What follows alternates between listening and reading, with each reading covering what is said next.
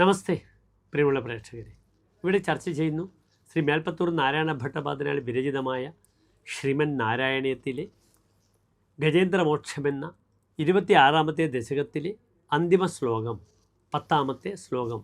ഏതദ്വൃത്തം ത്വാം ച മാം ച പ്രഗേയോ ഗായത്സോയം ഭൂയസേ ശ്രേയസേ സ്യാത് ഇത്യുക്തൈനം തേന സാർദ്ധം ഗതസ്ത്വം ധിഷ്ണ്യം വിഷ്ണോപാഹി വാതാലയേശ.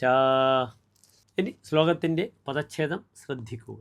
ഏതദ് വൃത്തം ത്വാം ച മാം ച പ്രഗേ യഹ ഗായേത് സഹ അയം ഭൂയസേ ശ്രേയസേ സ്യാത് ഇതി ഉക്ത്വാ ഏനം തേന സാർദ്ധം ഗതഃ ത്വം ധിഷ്ണ്യം വിഷ്ണു പാഹി വാതാലയേശ.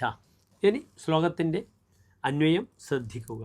ഭോ വാതാലയേശ വിഷ്ണു യഹ പ്രഗേ ഏതദ് വൃത്തം ത്വാം ച മാം ഗായേത് സഹ അയം ഭൂയസേ ശ്രേയസേ സ്യാത് ഏനം ഇതി ഉക്ത്വാ തേന സാർദ്ധം ധിഷ്ണ്യം ഗതഃ ത്വം മാം പാഹി.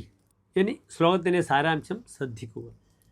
അല്ലയോ ഗുരുവായൂരപ്പ, സാക്ഷാൽ മഹാവിഷ്ണു, യാതൊരുവനാണോ പ്രഭാതത്തിൽ ഈ ഗജേന്ദ്രമോക്ഷ കഥയും എന്നെയും നിന്നെയും സ്മരിക്കുകയും ചെയ്യുന്നത്, കീർത്തനം ചെയ്യുന്നത്, അവന് എല്ലാവിധ ശ്രേയസ്സും ഐശ്വര്യാദികളും ലഭിക്കുന്നതാണെന്ന് ഭഗവാൻ അവനോട് അരുളി ചെയ്തു.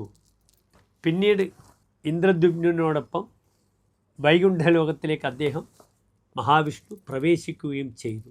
അങ്ങനെയുള്ള ഭഗവാനെ, എന്നെയും അവിടുന്ന് എൻ്റെ രോഗങ്ങളിൽ നിന്നും രക്ഷിക്കണമേ എന്ന് ശ്ലോകത്തിൻ്റെ സാരാംശം.